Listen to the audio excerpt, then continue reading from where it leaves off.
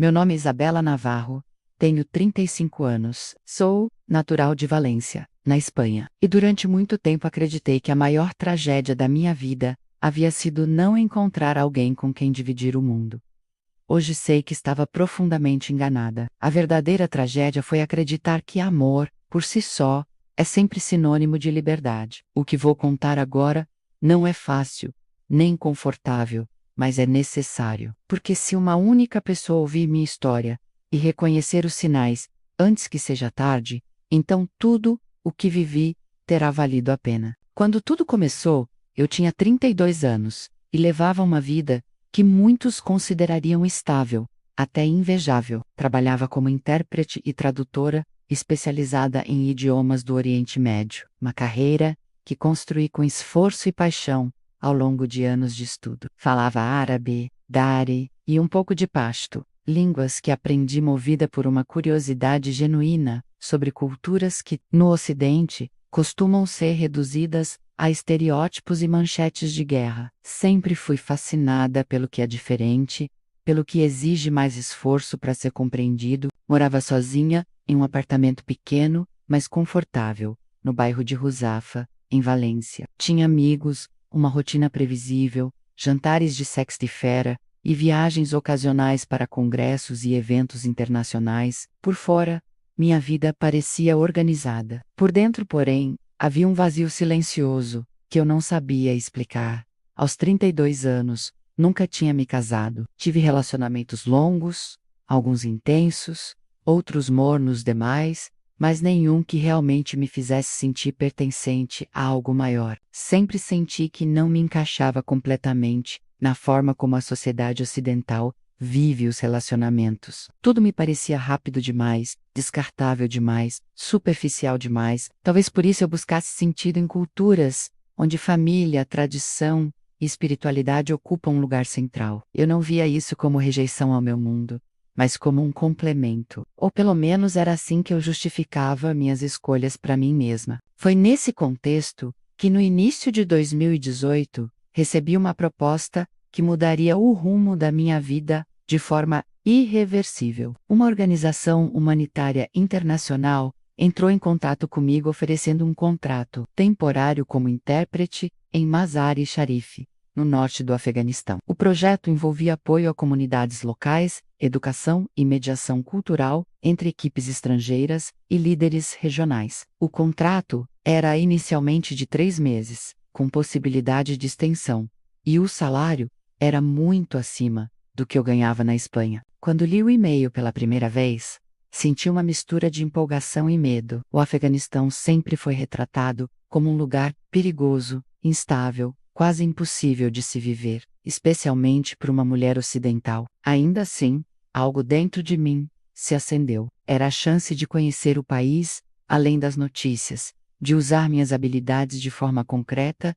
e talvez, no fundo, de escapar da sensação de estagnação que me acompanhava há anos. Minha família reagiu exatamente como se pode imaginar. Minha mãe, Helena, ficou em estado de choque quando contei. Ela tentou disfarçar o pânico, mas não conseguiu. Disse que eu estava brincando com a própria vida, que nenhum trabalho valia esse risco. Meu pai, Joaquim, foi mais direto. Falou sobre terrorismo, sobre mulheres sem direitos, sobre sequestros e guerras. Minha irmã mais nova, Laura, alternava entre raiva e incredulidade. Para eles, minha decisão era incompreensível. Eu tentei argumentar, expliquei que a ONG tinha protocolos de segurança, que eu não estaria sozinha, que falava os idiomas locais, que aquilo era uma oportunidade profissional rara, mas no fundo havia algo que eu mesma não dizia em voz alta. Eu sentia que precisava ir, como se recusasse aquela proposta, estivesse recusando também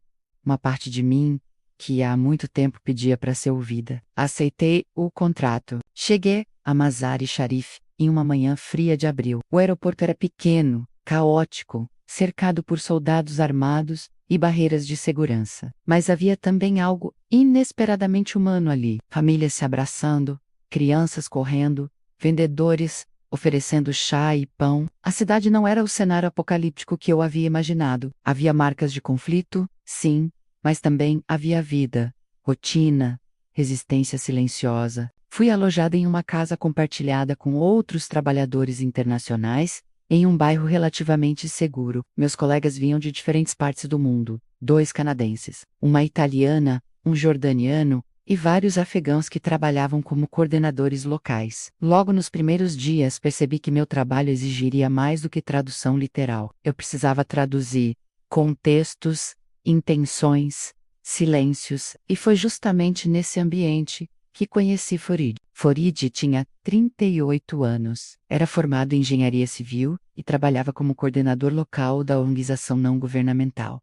Ele era responsável por mediar projetos entre a equipe internacional e líderes comunitários. Alto, de postura firme, com olhos escuros atentos e uma barba sempre bem aparada. Farid chamava atenção não apenas pela aparência, mas pela forma como se expressava. Seu inglês era impecável, articulado, e ele tinha uma habilidade natural de explicar questões complexas de forma simples. Nosso primeiro contato foi estritamente profissional. Ele me ajudou a entender a dinâmica local, explicou protocolos culturais e me apresentou as lideranças com quem eu iria trabalhar. Mas desde o início, percebi algo diferente nele. Farid falava sobre o Afeganistão com um orgulho sereno, quase poético. Ele não negava os problemas do país, mas se recusava a reduzi-lo à violência. Falava sobre história, poesia, hospitalidade, valores familiares. Aos poucos, ele passou a se tornar meu principal ponto de referência. Me acompanhava em visitas a vilarejos,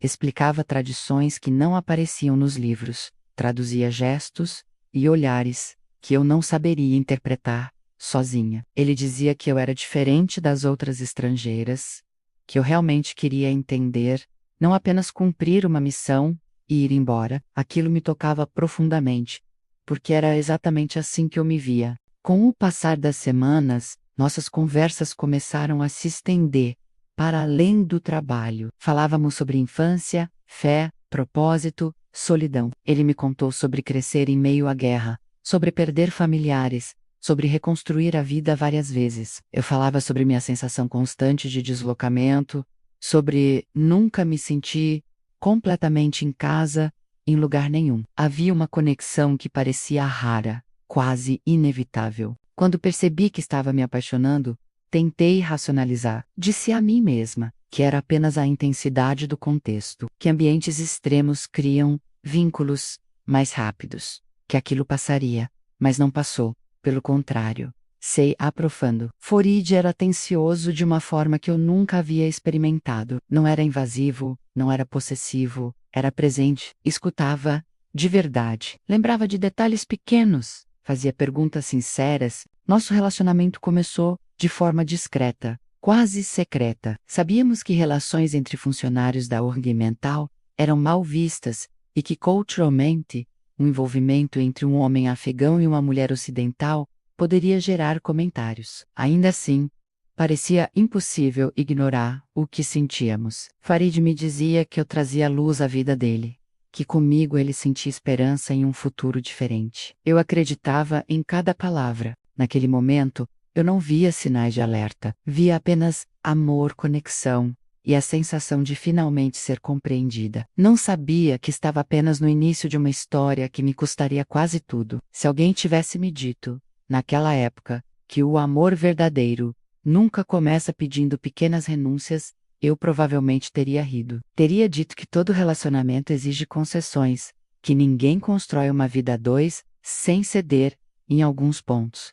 Eu acreditava nisso, com convicção. Acreditava porque queria acreditar. E foi exatamente essa crença que abriu a porta para tudo o que veio depois. À medida que meu contrato na org mental avançava, minha relação com Farid se tornava o centro da minha vida em Mazar-e-Sharif. Eu acordava ansiosa para vê-lo, para ouvir sua voz calma explicando o mundo ao meu redor, para sentir que finalmente eu fazia parte de algo maior do que eu mesma. Ele me fazia sentir especial, escolhida, diferente, não como um troféu, mas como alguém que realmente pertencia àquele lugar e àquela história. Farid falava muito sobre destino. Dizia que nossos caminhos não haviam se cruzado por acaso, que Alá tinha seus próprios planos e que algumas almas se reconhecem independentemente de onde nasceram. Eu, que nunca fui particularmente religiosa, ouvia aquilo com uma curiosidade quase poética. Não via ali fanatismo, mas significado. E significado era exatamente o que eu sentia que faltava na minha vida antes de chegar ao Afeganistão. Depois de cerca de 6 semanas, nosso relacionamento deixou de ser apenas uma troca de olhares e conversas profundas. Tornou-se físico, embora sempre com cuidado e discrição. Farid era respeitoso, quase cerimonioso. Isso, longe de me incomodar, me encantava. Eu confundia controle com cuidado, prudência com proteção. Tudo parecia fazer sentido dentro daquela lógica cultural que ele tão bem sabia explicar. Foi também nesse período que ele começou a falar, ainda que de forma sutil, sobre futuro, não como uma pressão, mas como uma ideia lançada no ar. Comentava sobre como seria bonito construir uma vida juntos, sobre como eu poderia usar meus talentos para ajudar mais pessoas ali, sobre como nossos filhos cresceriam falando várias línguas e entendendo 2 mundos. Ele pintava imagens tão vívidas que eu quase podia tocá-las. Quando meu contrato começou a se aproximar do fim, senti um aperto no peito que não tinha nada a ver com o trabalho. A ideia de deixar Farid, de voltar para a Espanha e retomar minha vida anterior, me parecia quase insuportável. Eu já não me via mais como antes. Algo em mim havia mudado, embora eu ainda não soubesse exatamente o que. Foi em uma tarde de junho, enquanto observávamos o pôr do sol do telhado da casa onde eu morava, que Farid falou pela primeira vez de forma direta sobre casamento. Ele segurou minhas mãos com firmeza e disse que não conseguia imaginar a vida sem mim, que para ele, eu não era apenas um amor passageiro, mas uma companheira enviada por Deus. Meu coração acelerou, de uma forma que misturava euforia e medo. Eu tentei ser racional, disse que tudo era muito rápido, que vivíamos em mundos diferentes, que minha família jamais entenderia. Farid não se ofendeu. Pelo contrário, ouviu com paciência e respondeu com uma serenidade quase desarmante. Disse que entendia meus receios, que o amor verdadeiro exige coragem, que grandes histórias nunca começam de forma simples. Falou que eu não precisava decidir nada naquele momento, mas a semente já havia sido plantada. Voltei para a Espanha no final de julho com a promessa de que era apenas uma despedida temporária. Farid me acompanhou até o aeroporto.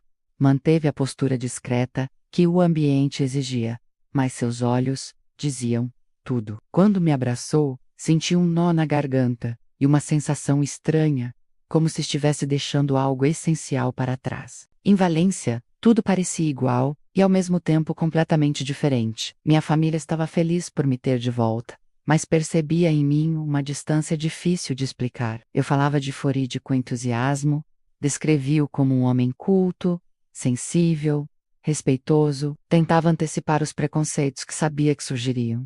Minha mãe ouvia em silêncio. Meu pai fazia perguntas práticas demais. Minha irmã demonstrava uma desconfiança que me irritava profundamente. Para mim, eles simplesmente não entendiam. Nos meses seguintes, Farid e eu nos falávamos todos os dias por videochamada. Ele era carinhoso, atencioso, sempre interessado em cada detalhe da minha rotina. Perguntava se eu estava me cuidando, se sentia saudade, se pensava nele tanto quanto ele pensava em mim. Eu me sentia amada, desejada, necessária. Aos poucos comecei a organizar minha vida em função daquela relação. Foi nesse período que surgiram as primeiras sugestões, que na época me pareceram completamente razoáveis. Farid comentou que, se eu voltasse ao Afeganistão como sua noiva, seria importante me vestir de forma mais modesta. Não por imposição, dizia ele, mas por respeito à família dele e à comunidade. Falava disso com cuidado, quase como quem pede um favor. Eu concordei, sem hesitar. Afinal, pensava eu, vestir-se de forma mais discreta não muda quem eu sou. Não via aquilo como perda, mas como adaptação. Comecei a comprar roupas mais largas, mangas longas, lenços. Dizia a mim mesma que estava apenas me preparando para uma realidade cultural diferente. Pouco depois já, Farid mencionou que talvez fosse melhor eu reduzir o ritmo de trabalho quando voltasse. Comentou que uma esposa muito exposta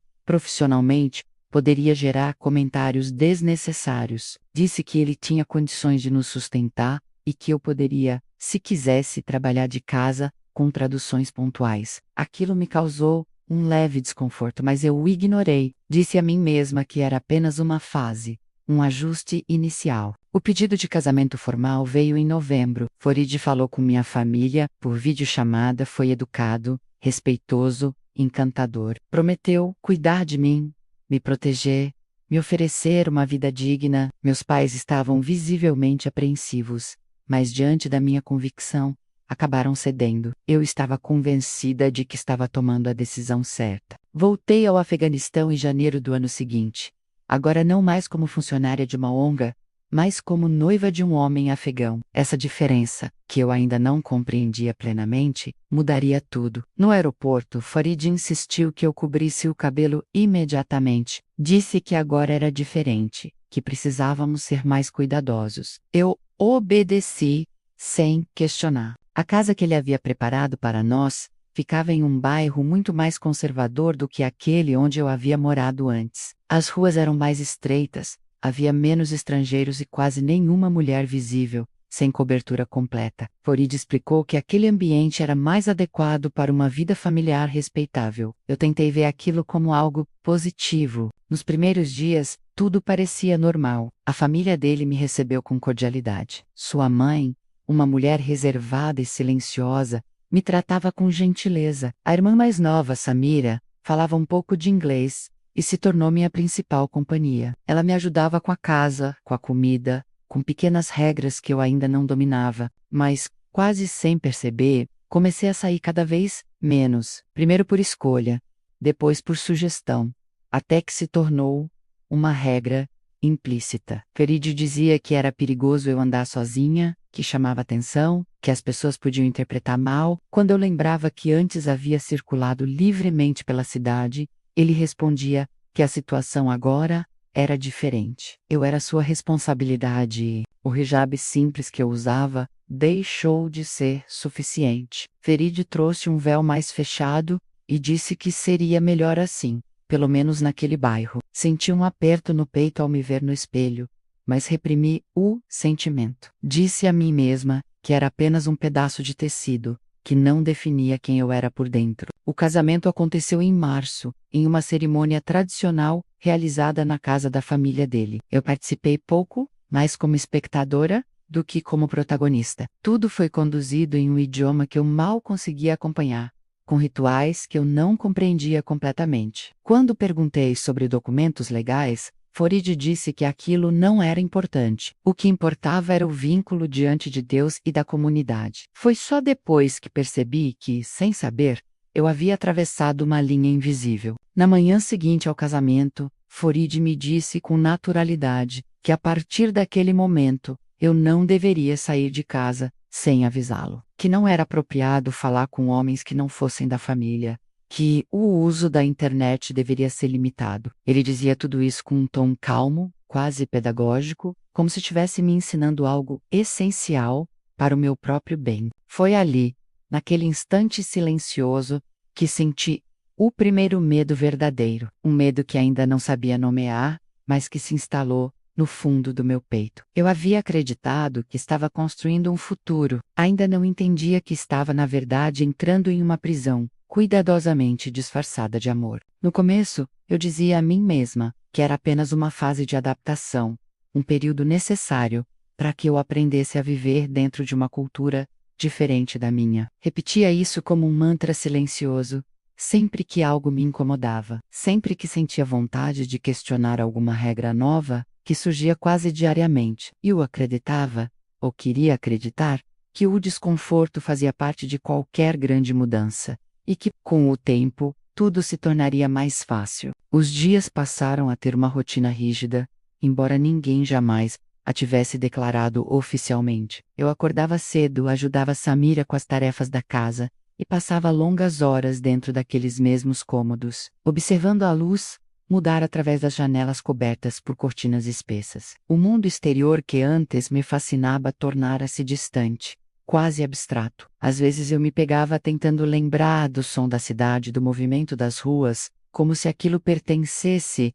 a uma vida passada. Farid parecia satisfeito. Ele saía todas as manhãs para trabalhar e voltava no fim da tarde, trazendo consigo histórias do mundo lá fora, comentários sobre política, religião e acontecimentos locais. Eu ouvia com atenção, não apenas por interesse, mas porque aquelas conversas eram minha única conexão com algo que ultrapassava os muros da casa. Aos poucos, percebi que minha visão de tudo estava sendo filtrada exclusivamente por ele. Quando eu tentava falar sobre meus sentimentos, Farid escutava, mas sempre redirecionava a conversa. Dizia que minhas angústias eram normais, que mulheres estrangeiras demoravam mais a se adaptar, que eu precisava ser paciente e forte. Falava com uma convicção tão tranquila que muitas vezes eu me sentia culpada por duvidar. Comecei a pensar que o problema estava em mim, na minha dificuldade de aceitar aquela nova realidade. As ligações para minha família tornaram-se cada vez mais raras. No início, Farid dizia apenas que era melhor evitar falar demais,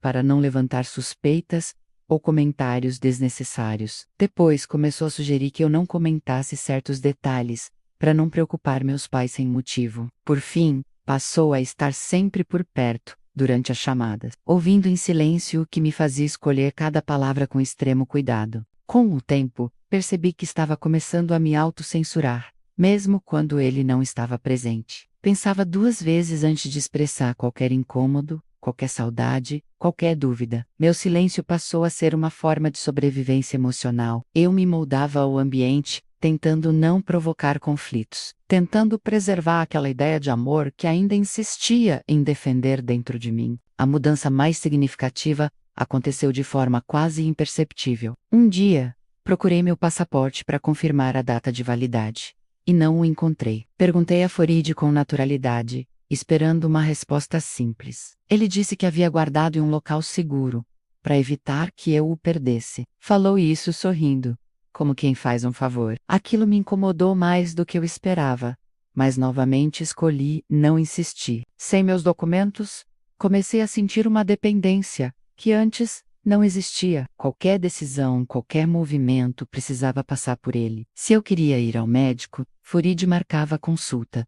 Se precisava comprar algo, ele providenciava. Ele dizia que era para me proteger, para facilitar minha vida. Eu tentava enxergar dessa forma, mas algo dentro de mim começava a se revoltar silenciosamente. Samira foi a primeira a perceber minha inquietação. Em uma tarde, em que Farid ainda não havia chegado, ela se aproximou de mim na cozinha e perguntou, em voz baixa, se eu estava bem.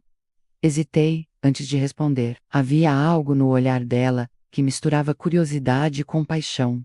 Disse apenas que sentia falta de casa. Ela sentiu, como se entendesse mais do que eu estava dizendo. Foi Samira quem, aos poucos, começou a me contar histórias de mulheres da vizinhança, histórias ditas de forma casual, enquanto cortávamos legumes ou dobrávamos roupas, mas que carregavam um peso enorme. Falava de primas que haviam deixado de estudar após o casamento, de vizinhas que raramente saíam de casa, de mulheres que simplesmente desapareciam da vida social sem que ninguém perguntasse muito. Essas histórias começaram a me assombrar. À noite, deitada ao lado de Farid, eu encarava o teto escuro e pensava se aquele seria também o meu destino. Tentava imaginar meu futuro dali a 5, 10 anos e tinha dificuldade em enxergar qualquer coisa além daquelas paredes. Ainda assim, o medo de confrontar a realidade era maior do que a vontade de enfrentá-la. Quando mencionei a possibilidade de trabalhar novamente, mesmo que de forma remota, Farid reagiu com um desconforto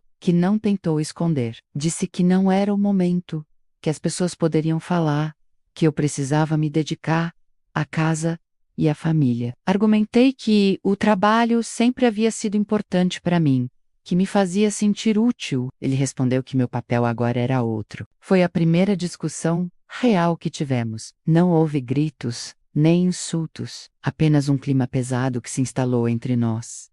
Farid terminou a conversa dizendo que eu precisava aprender a confiar nele, que tudo o que fazia era para o nosso bem. Naquela noite, dormimos em silêncio, separados por uma distância emocional que parecia impossível de atravessar. A partir daquele dia, o controle se tornou mais explícito. Farid começou a verificar meu telefone com mais frequência, justificando que era por segurança. Comentava sobre mensagens antigas, sobre contatos que eu mal lembrava. Disse que não era apropriado manter certas amizades. Eu senti uma mistura de invasão e resignação, mas já não tinha forças para resistir. Passei a medir o tempo de forma diferente. Os dias se misturavam, iguais entre si, e eu tinha dificuldade em lembrar que dia da semana era. A sensação de estar perdendo algo indefinido me acompanhava constantemente. Às vezes chorava sozinha no banheiro, em silêncio, para que ninguém percebesse. Outras vezes, simplesmente me sentava e ficava olhando para o nada, como se estivesse me afastando de mim mesma. Foi em uma dessas tardes vazias que encontrei por acaso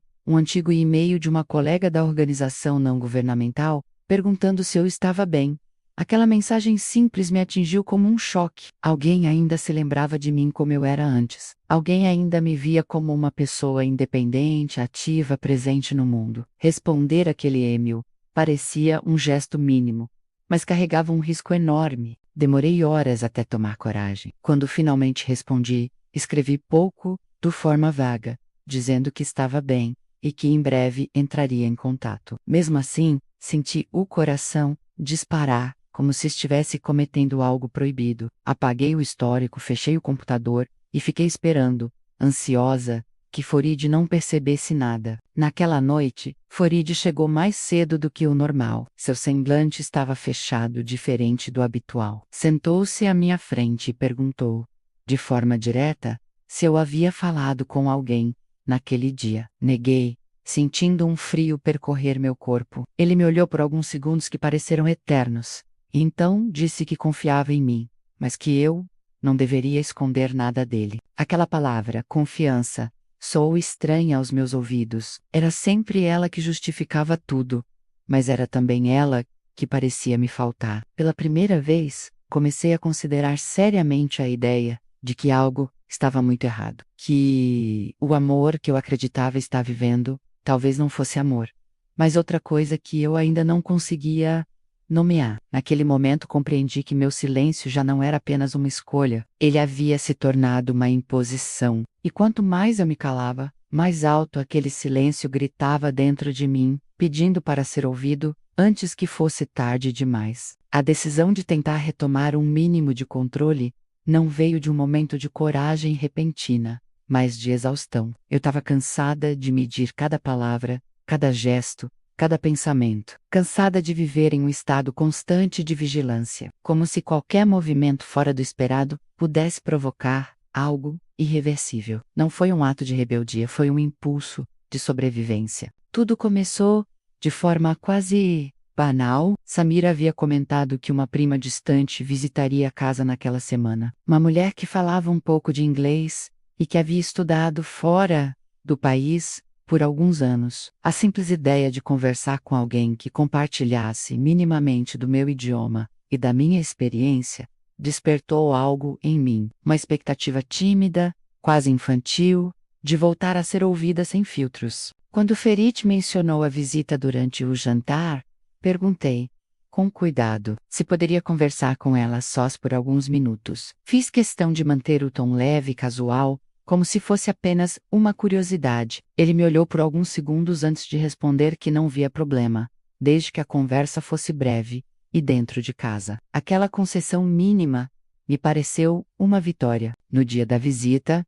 passei a manhã inteira ansiosa. Escolhi com cuidado a roupa que usaria, ajustei o véu várias vezes diante do espelho, tentando equilibrar discrição e identidade. Quando a prima de Samira chegou, senti um nó na garganta ao ouvir inglês novamente sendo falado de forma natural, sem cautela. Aquele som, tão familiar, me atingiu de maneira quase física. Conversamos na sala, sentadas próximas uma da outra, enquanto Samira ia e vinha com chá e doces. No começo falamos de coisas triviais, mas aos poucos a conversa ganhou profundidade. Ela me perguntou como eu estava me adaptando, e pela primeira vez em muito tempo, senti vontade de responder com honestidade. Não disse tudo, mas disse o suficiente para que ela percebesse meu desconforto. Havia algo no olhar dela que misturava empatia e alerta. Em determinado momento, ela segurou minha mão discretamente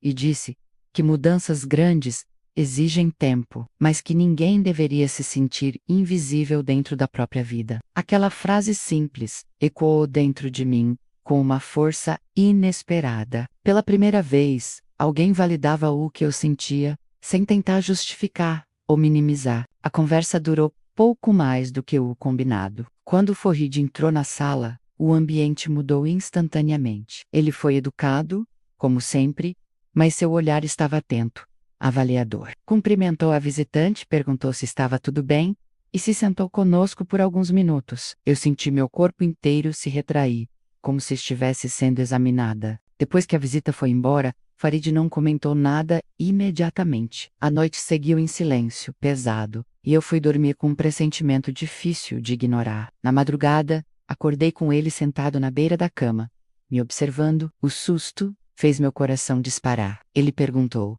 em voz baixa, sobre o que havíamos conversado. Respondi com cuidado, dizendo que falamos sobre adaptação, sobre cultura, sobre família. Ele ouviu sem interromper, mas seu semblante estava tenso. Quando terminei, ele disse que eu havia falado demais, que certas coisas não deveriam ser compartilhadas com estranhos, que as pessoas interpretam mal e criam problemas onde não existem. Tentei argumentar que ela era da família, que não havia dito nada de errado. Farid se levantou e começou a andar pelo quarto, visivelmente irritado. Disse que eu ainda não entendia como as coisas funcionavam ali, que minha ingenuidade poderia colocar todos em risco. Pela primeira vez, sua voz perdeu a suavidade habitual. A discussão se intensificou. Eu disse que me sentia sozinha, isolada, que precisava de contato humano, de diálogo. Farid respondeu que eu tinha ele, que isso deveria ser suficiente.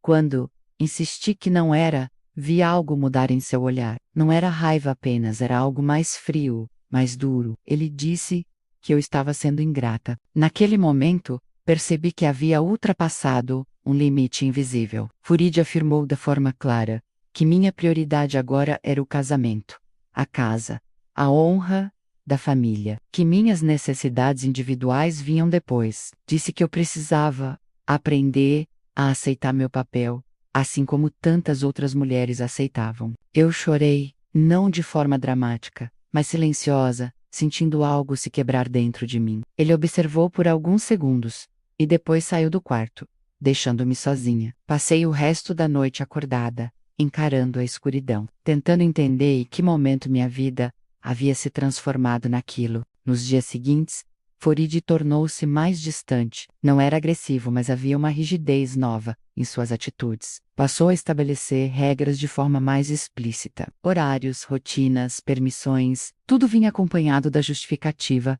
de que era para o meu bem, para a nossa estabilidade. Eu sentia que cada pequena liberdade estava sendo retirada de forma metódica. Minha tentativa de respirar sozinha havia tido o efeito contrário. Em vez de abrir espaço, havia fechado ainda mais as portas. Senti um medo profundo ao perceber que qualquer movimento em falso poderia agravar a situação. Ao mesmo tempo, uma parte de mim se recusava a aceitar aquela realidade como definitiva. Foi nesse período que comecei a pensar, ainda que de forma confusa, em fuga, não no sentido prático, mas como ideia, como possibilidade distante. Pensava em documentos, em dinheiro, em contatos, que talvez ainda pudesse acionar. Cada pensamento vinha acompanhado de um pânico imediato, mas também de uma sensação estranha de esperança. Passei a observar tudo com mais atenção. As saídas de Farid, os horários, os lugares onde guardava coisas importantes. Notei que ele carregava meus documentos consigo quase sempre. Quando perguntei sobre isso, disse que era mais seguro assim. Eu sabia que não era verdade, mas não confrontei. Samira percebeu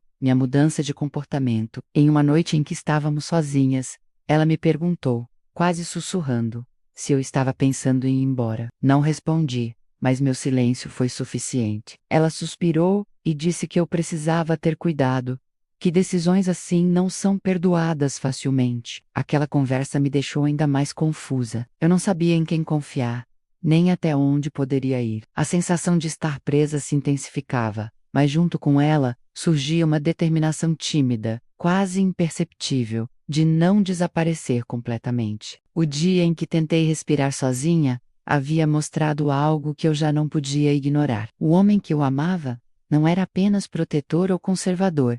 Ele precisava de controle. E eu começava a entender que, se quisesse sobreviver como pessoa inteira, teria que enfrentar algo muito maior do que o medo. A decisão não veio em forma de plano, nem de coragem heróica, nem de clareza absoluta. Ela veio como uma certeza silenciosa, pesada, quase física, que se instalou no meu peito numa madrugada em que eu já não conseguia mais chorar. Eu estava deitada, olhando para o teto escuro, ouvindo a respiração de Farid ao meu lado, e pela primeira vez compreendi que, se eu permanecesse ali, algo dentro de mim morreria de forma definitiva. Não foi uma revelação súbita, foi o encaixe de todas as peças que eu vinha tentando negar. Cada regra disfarçada de cuidado, cada silêncio imposto, cada escolha tomada por mim, sem que eu realmente escolhesse. Tudo se alinhou de forma brutal. Eu não estava vivendo um casamento difícil. Eu estava vivendo um processo lento de anulação.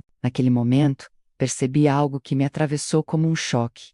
Farid não precisava me bater, não precisava gritar, não precisava me ameaçar abertamente. Ele já tinha tirado de mim o essencial, minha autonomia, minha voz, minha identidade, e isso era muito mais eficiente do que qualquer violência explícita. Passei os dias seguintes funcionando no automático, mas por dentro, algo havia mudado. Eu observava tudo, com uma atenção quase clínica, cada gesto de Farid, cada deslocamento dentro da casa, cada conversa interrompida. Não havia mais ingenuidade no meu olhar, apenas análise. Eu precisava entender como sobreviver dentro daquela realidade tempo suficiente para sair dela. O erro que mudou tudo aconteceu em uma manhã, aparentemente comum. Farid havia saído mais cedo do que o habitual, deixando o telefone sobre a mesa da sala. Aquilo nunca acontecia. Meu coração começou a bater descompassado, não por curiosidade, mas por instinto. Algo em mim dizia que aquela era uma oportunidade que talvez nunca se repetisse. Peguei o telefone com as mãos trêmulas. Eu não sabia exatamente o que procurava, mas sabia que precisava de qualquer coisa que me devolvesse alguma margem de ação. Vasculhei mensagens, registros de chamadas, aplicativos. Foi então que encontrei conversas com um homem que eu não conhecia. Trocas secas, objetivas, falando sobre documentos, permissões e contatos. Demorei alguns segundos para entender. Depois a realidade caiu sobre mim, com um peso quase insuportável. Farid estava discutindo possibilidades para o meu futuro sem mim. Havia menções a deslocamentos, a autorizações, a decisões que claramente não passavam pela minha vontade. Meu nome aparecia ali como um detalhe, não como uma pessoa. Senti um enjoo imediato. Apoiei-me na mesa para não cair.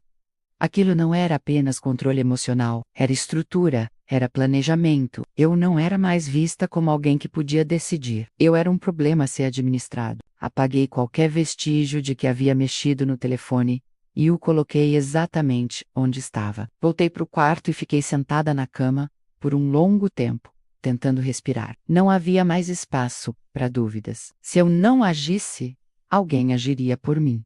E as consequências poderiam ser irreversíveis. Foi naquele dia que decidi que iria embora, mesmo sem saber como. As semanas seguintes foram uma mistura de medo constante e preparação silenciosa. Cada movimento precisava parecer natural. Cada pergunta tinha que soar ingênua. Comecei a pedir pequenas coisas, criando uma falsa sensação de normalidade. Sorri mais, questionei menos. Dei a Farid a tranquilidade que ele precisava para não desconfiar. Samira foi, sem saber, uma peça fundamental. Aos poucos, comecei a perguntar sobre burocracia simples, sobre como funcionavam determinados serviços, sobre mulheres que haviam viajado. Eu fazia isso de forma casual, como quem apenas tenta entender o mundo ao redor. Ela respondia com cautela, mas percebia que algo estava diferente em mim. Foi Samira quem, em uma noite quase sussurrada, me disse que eu precisava recuperar meus documentos. Disse que sem eles, qualquer tentativa seria inútil. Falou isso com um olhar sério, quase assustado, como se soubesse exatamente o risco que estava correndo ao me aconselhar. Esperei dias até encontrar o momento certo. Farid costumava guardar meus documentos em uma pasta dentro de um armário trancado. Eu havia observado a rotina, os horários, os gestos, sabia que teria poucos minutos. Quando a oportunidade surgiu, Minhas mãos tremiam tanto que pensei que não conseguiria. Abri o armário, encontrei a pasta e confirmei aquilo que já temia. Meu passaporte estava ali, mas havia anotações, cópias, registros. Ele havia se antecipado. Mesmo assim, peguei o original e o escondi dentro das roupas. Fechei tudo como estava e voltei para a cozinha tentando parecer normal. Naquela noite, Farid percebeu algo diferente. Ele me observava com atenção excessiva. Fazia perguntas demais. Meu corpo inteiro estava em alerta. Dormi pouco, com a sensação constante de que algo estava prestes a acontecer. 2 dias depois, Farid me chamou para conversar. Disse que estava preocupado comigo, que eu parecia distante e diferente. Falou que sentia que eu estava escondendo algo. Neguei com calma, usando cada palavra com precisão. Ele me encarou por um longo tempo antes de dizer que confiava em mim, mas que precisava que eu fosse honesta. Aquela palavra confiança já não tinha mais o mesmo significado. A oportunidade final veio de forma inesperada. Um conhecido de Farid precisaria viajar até uma cidade próxima, e ele decidiu ir junto, ficando fora por 2 dias. Quando ele me avisou, senti um frio percorrer meu corpo. Eu sabia que aquela era a minha única chance real. Passei as horas seguintes em um estado de tensão absoluta. Organizei poucas coisas, apenas o essencial. Escondi o passaporte, algum dinheiro que havia conseguido guardar, e anotei contatos que ainda lembrava de memória. Não havia espaço para sentimentalismo. Cada objeto deixado para trás era uma escolha consciente. Quando Farid saiu, esperei horas antes de me mover. O silêncio da casa parecia ensurdecedor. Cada barulho me fazia estremecer. Quando finalmente atravessei a porta, senti uma mistura de terror e alívio que jamais havia experimentado antes. Não houve fuga cinematográfica. Não houve corrida desesperada. Houve apenas passos firmes, contidos, em direção a algo desconhecido, mas necessário. Cada metro percorrido parecia uma vitória silenciosa contra tudo que tentara me apagar. O processo que se seguiu foi confuso, burocrático, emocionalmente exaustivo. Houve medo, houve ajuda inesperada, houve momentos em que pensei que não conseguiria,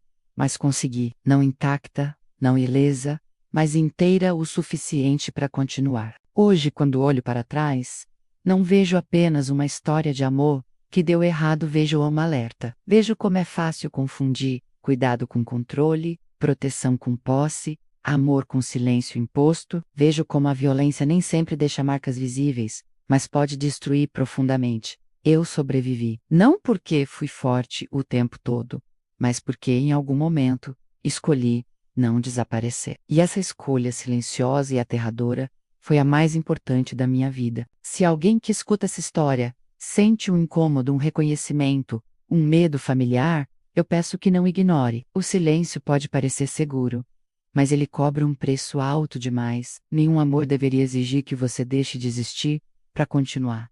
Essa é a minha história, e contá-la é, finalmente, um ato de liberdade.